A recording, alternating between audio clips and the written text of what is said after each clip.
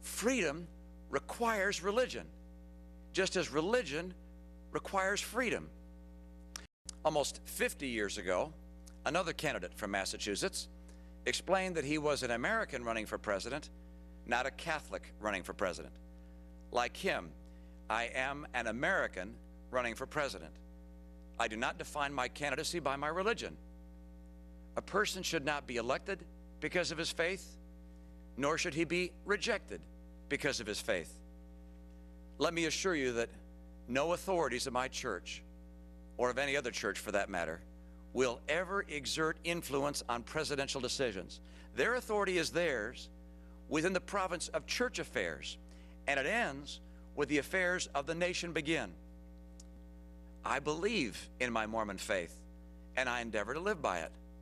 My faith is the faith of my fathers. I will be true to them and to my beliefs. Some believe that such a confession of my faith will sink my candidacy. If they're right, so be it. But I think they underestimate the American people. There is one fundamental question about which I'm often asked. What do I believe about Jesus Christ? I believe that Jesus Christ is the Son of God and the Savior of mankind. My church's beliefs about Christ may not all be the same as those of other faiths. Each religion has its own unique doctrines and history. These are not bases for criticism, but rather a test of our tolerance. Religious tolerance would be a shallow principle indeed if it were reserved only for faiths with which we agree. I love the profound ceremony of the Catholic Mass, the approachability of God in the prayers of the evangelicals, the tenderness of spirit among the Pentecostals, the confident independence of the Lutherans, the ancient traditions of the Jews, unchanged through the ages, and the commitment to frequent prayer of the Muslims.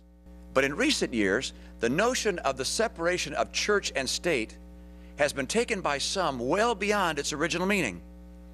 They seek to remove from the public domain any acknowledgement of God. Religion is seen as merely a private affair with no place in public life. It's as if they're intent on establishing a new religion in America, the religion of secularism. They're wrong.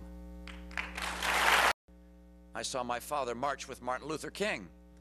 I saw my parents provide compassionate care to others in personal ways to people nearby, and in just as consequential ways in leading national volunteer movements. I'm moved by the Lord's words, for I was an hungered, and ye gave me meat. I was thirsty, and ye gave me drink. I was a stranger, and ye took me in. Naked, and ye clothed me. My faith is grounded on these truths.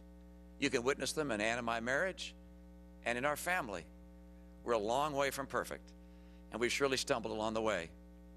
But our aspirations, our values are the self-same as those from the other faiths that stand upon this common foundation. And these convictions will indeed inform my presidency.